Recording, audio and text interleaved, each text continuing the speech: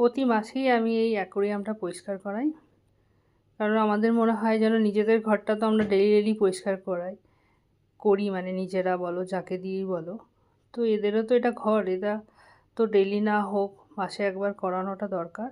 আজকের দিনটাও ছিল বাংলার নতুন বছর পরিষ্কার। আর এই ছোট ছোট গাছ আমি কিনেছিলাম, সেগুলো লাগিয়েছি, ওই দেখো কালারিং।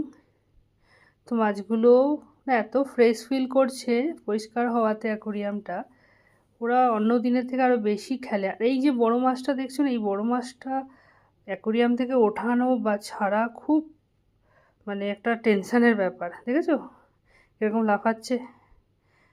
তো আমিও খুব টেনশানে থাকি, জল ফল একদম ছড়িয়ে দেয় নিচে, জল ফেলে একাকার। তো যে করে সেও খুব ভালোভাবে এই মাছগুলোকে নামায়, তারপর আবার ভেতরে রাখে, ওরা জানে, ওরা করতে করতে অভ্যস্ত, তো ওরা জানে।